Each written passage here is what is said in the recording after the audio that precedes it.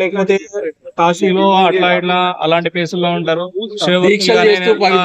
శివభక్తులు లాగానే దీక్షలు చేస్తూ అలా ఉంటారు అనుకున్నా. సాధారణ జనజీవన స్రవంతిలో కలవకుండా, మనుషుల్లో కలవకుండా ఉంటారు అనేది మామూలుగా వింటూ ఉంటాం, చూస్తూ ఉంటాం. చాలా తక్కువ ఎక్కడైనా మనం శివరాత్రి గానీ ఇంకోటి అలాంటి సందర్భాల్లోనే టీవీలో అక్కడక్కడ చూస్తుంటాం. ఈ లేడీ అఘోరి అనే వ్యక్తి మరి లేడీనా జెండా వాళ్ళు నిర్ణయించుకోవాలి. ఈ శ్రీవర్షిణి అనే అమ్మాయి కూడా మేము ఇద్దరం పెళ్లి చేసుకున్నాము, మేము పిల్లల్ని దత్త తీసుకుంటామని చెప్పేసి అంటున్నారు. అసలు అఘోరీలు నిజంగా పెళ్లి చేసుకుంటారు? అసలు లవ్ ఇలాంటివి ఉంటాయి? అమ్మాయి ఇలాంటివి ఉంటాయి అసలు అఘోరీ లైఫ్ లో?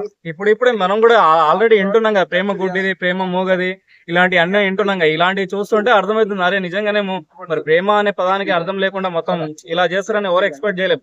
ఈ అమ్మాయి కూడా మరి తనకు తగ్గ ఒక వ్యక్తి దొరకలేరా సమాజంలో, తనకు స్థాయికి తగ్గ దొరకలేదా? మరి ఈ అమ్మాయిని ప్రేమించడానికి కారణాలు ఏంటో ఇంకా వాళ్ళిద్దరికి తెలియదు. మరి కొంతమంది అంటారు ఈ అమ్మాయికి ఏదో మాయ చేశాడు, మంత్రం వేసేసి ఇలా చేతబడి చేశాడు అని చెప్పేసి ఇలా అంటున్నారు. అసలు అవి అన్ని చేసి నిజంగా తీసుకెళ్ళి అంటారా, లేకపోతే ఈమె ఇష్టంతో ఈమె వెళ్ళాను అని చెప్తుంది?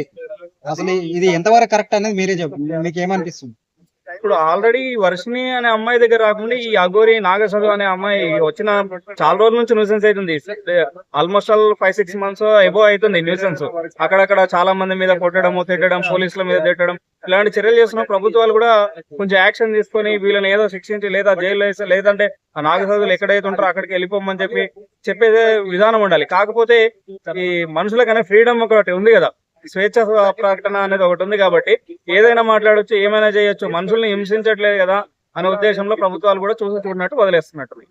చాలా మంది రోడ్ల మీద కొడుతున్నాడు కదా, అఘోరి తిడుతున్నాడు, నోటికి వచ్చినట్టు వాగుతున్నాడు.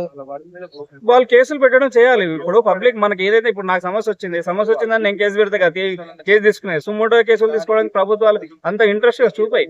ఎందుకు? వాళ్ళకి ఎవరికి ఇబ్బంది లేదు, మనకేం పోయింది? ఇప్పుడు అమ్మాయి ఉంది, ప్రేమించాను, పెళ్లి చేసుకున్నాను, వాళ్ళిద్దరు ఇష్టపడ్డాక వాళ్ళ తల్లిదండ్రులు కొంచెం టైట్ చేస్తారు తప్ప మిగిలిన సమాజం అంతా ఏం పట్టించుకుంటే నా వరకు కాదు కదా అనే ఇష్యూ. అదే ఇప్పుడు అదే అమ్మాయి, ఇప్పుడు ఈ నాగసాధు అనే అమ్మాయిని ఏదైనా చంపో లేకపోతే ఇంకోటి అయిందంటే మొత్తం ఆ దేశం అంతా అల్లోకల్లోలం చేసేస్తారు. అట్లా ఉంటది. ఈ సెన్స్ వాళ్ళిద్దరు ఇష్టపడి ప్రేమించుకుంటున్నారు మేజర్ అనే ఒక కాన్సెప్ట్ తోటి వాళ్ళు వెళ్ళిపోవడం జరుగుతుంది.